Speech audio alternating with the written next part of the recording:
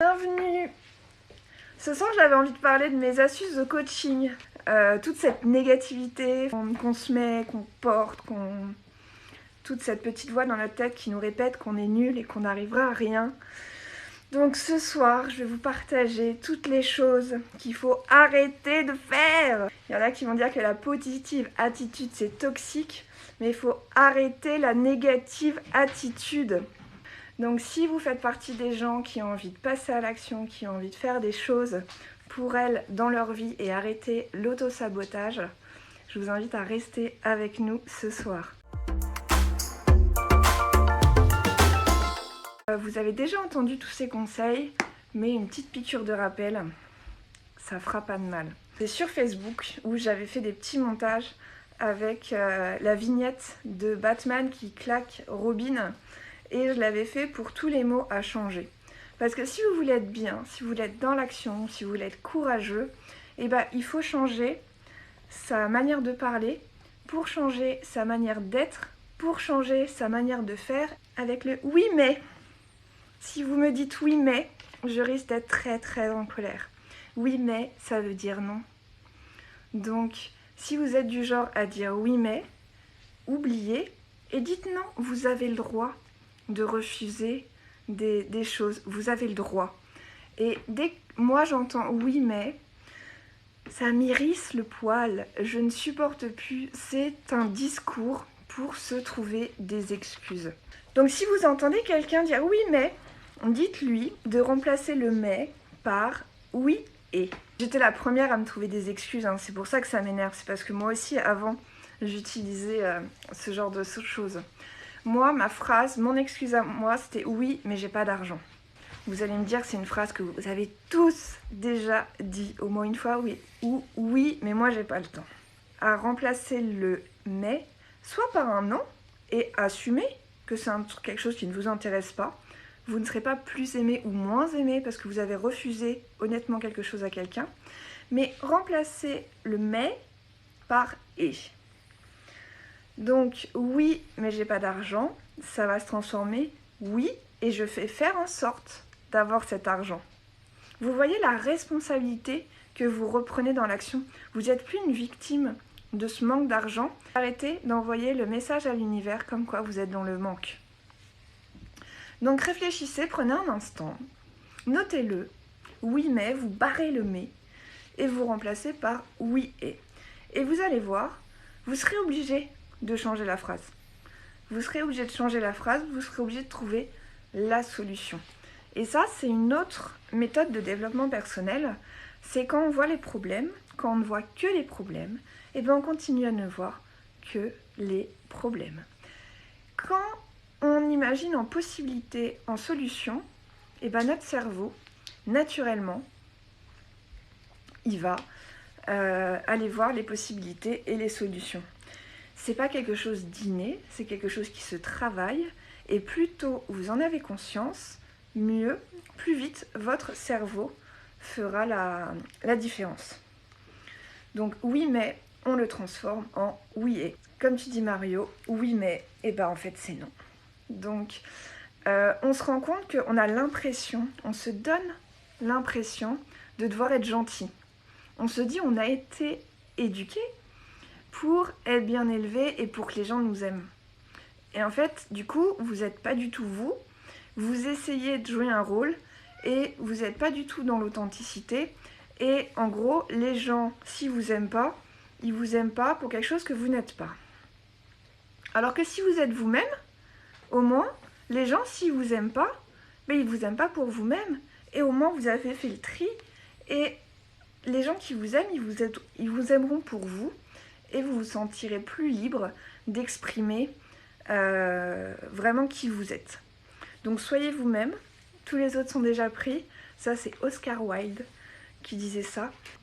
Si tu es toi-même, tu vas te libérer dans le boulot, tu vas te libérer au quotidien, tu vas te libérer dans tes relations, tu vas te libérer dans ta famille et tu vas totalement assumer et faire ce qui te plaît vraiment.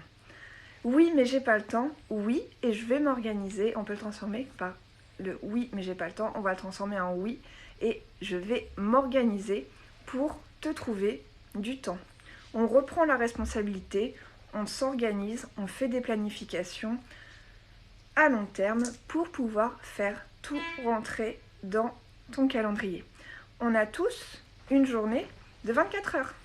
Que ce soit Steve Jobs, Tesla, Einstein, toi, nous avons tous une journée de 24 heures. Le temps, il est le même pour tout le monde. Il y en a qui arrivent à s'organiser parce qu'ils voient à long terme.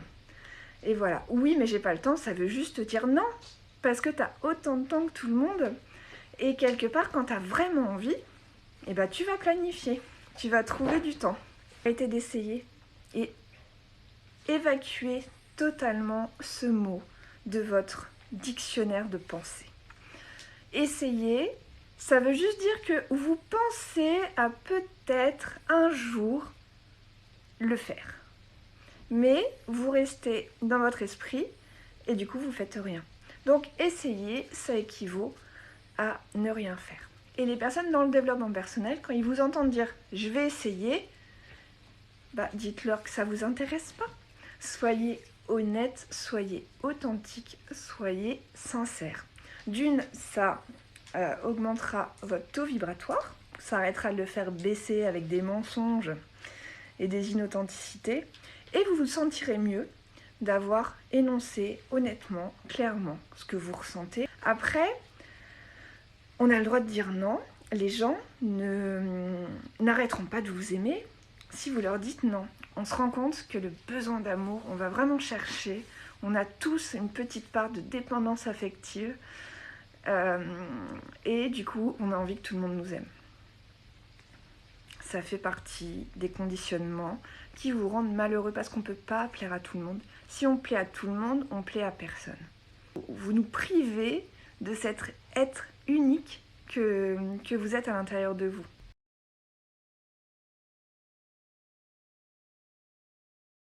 Le cerveau ne connaît pas les négations, ne comprend pas. Si je vous dis ne pensez pas à un éléphant rose, vous êtes 5 en direct à avoir vu et imaginé cet éléphant rose. Donc, pareil, quand vous dites à un enfant, ne touche pas le feu, ça brûle, l'enfant, il va foncer sur le four, sur la cheminée, mettre la main. Ne touche pas le feu, ça brûle, dans un cerveau d'enfant, touche le feu, ça brûle, c'est nouveau, je suis curieux, nouvelle expérience enrichissante, et paf. Et tout ça, ça vous apprend à, plutôt que de focaliser sur ce qu'il ne faut pas faire, dites ce qu'il faut faire. Éloigne-toi du feu, c'est dangereux, tu vas te brûler et tu vas te faire mal. Le il faut que ou je dois, c'est des injonctions, c'est des choses où vous êtes la seule personne à vous l'être dit.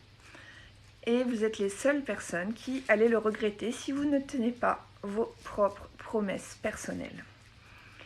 Je dois ranger ma chambre. C'est pas mon copain qui me l'a dit, c'est pas ma mère, c'est pas mon voisin, c'est moi. Et si je vais pas le faire, qu'est-ce que ça va faire? Eh bien, ça va faire une petite faille en moi où je vais me le regretter et je vais culpabiliser. Et ensuite, la petite voix dans ma tête va gentiment me dire que je ne tiens pas mes promesses, que je suis nulle, que je m'organise mal. Donc, arrêtez avec les il faut et je dois, c'est juste une charge mentale que vous êtes mis tout seul. Tout ce que les gens ne comprendront pas, forcément, ils vont attaquer. L'inconnu fait peur. Tout l'inconnu fait peur, en fait. Vous vous rendez compte que même vous, quand vous allez vouloir passer à l'étape supérieure, un nouvel emploi, nouvel entretien d'embauche, nouvelle classe avec la rentrée, qu'importe, vous avez toujours eu cette boule au ventre. Et qu'est-ce qui a fait que cette boule au ventre est passée?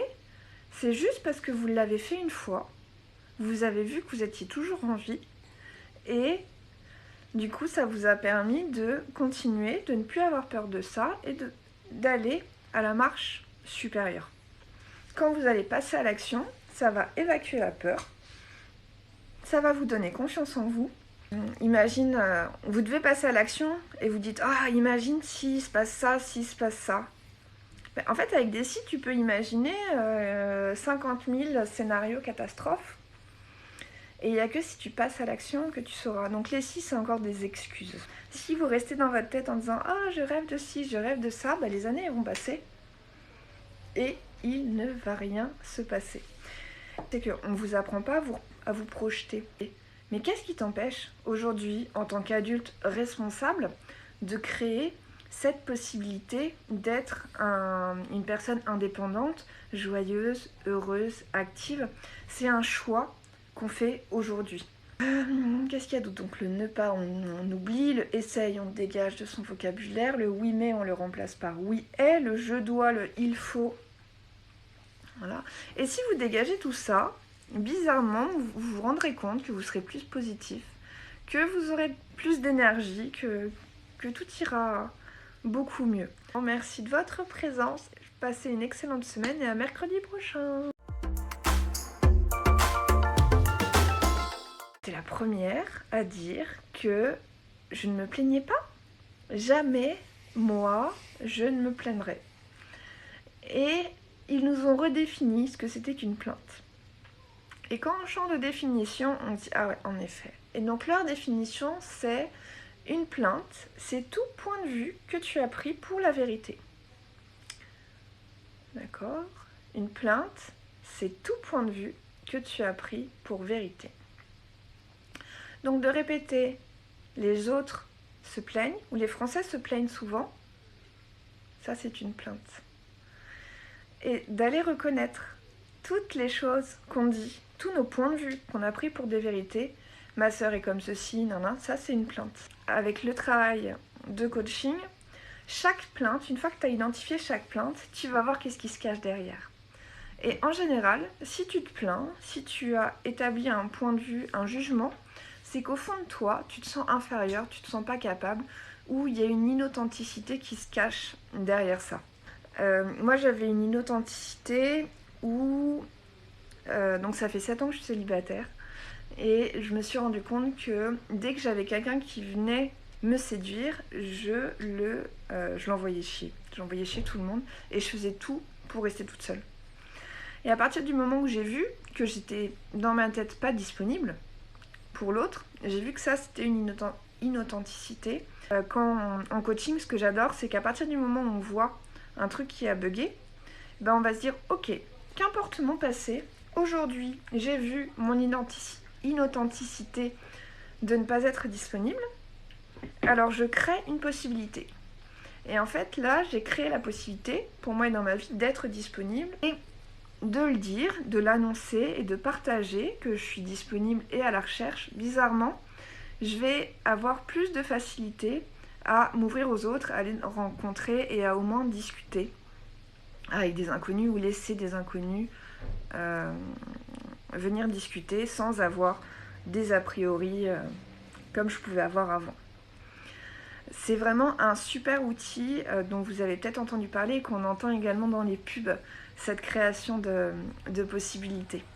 Et c'est un super outil de coaching parce que reconnaissez le domaine où ça bug dans votre vie et qu'importe le passé, décidez, reprenez la responsabilité aujourd'hui d'amener une autre façon d'être, une autre façon d'inspirer les autres et choisissez.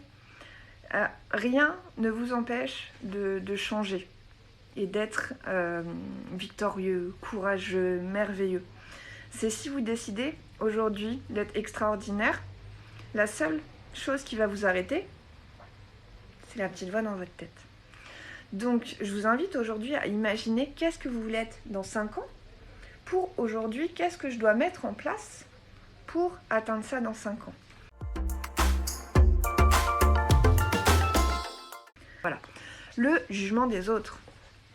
Les autres, en fait, à partir du moment où vous faites quelque chose, ils vous critiqueront. Il n'y a que ceux qui ne font rien qui ne sont pas critiqués. Donc arrêtez de prendre la critique comme quelque chose de très négatif et qui vous empêche d'avancer. Les gens sont habitués à juger, c'est une manière d'être, c'est une façon d'être, c'est une éducation. Pourquoi est-ce que ça vous blesse ? Parce que c'est juste une excuse en plus pour ne plus bouger et ne plus bouger, on sera plus attaqué. Toutes les routines de 21 jours qui sont bénéfiques, j'en ai fait une qui s'est finie la semaine dernière. Moi, c'est vraiment des principes que j'aime bien. Mais elle dit, si vous vous forcez à le faire et que c'est pas fun pour vous, eh ben vous allez perdre de l'énergie à faire un truc qui est pas fun.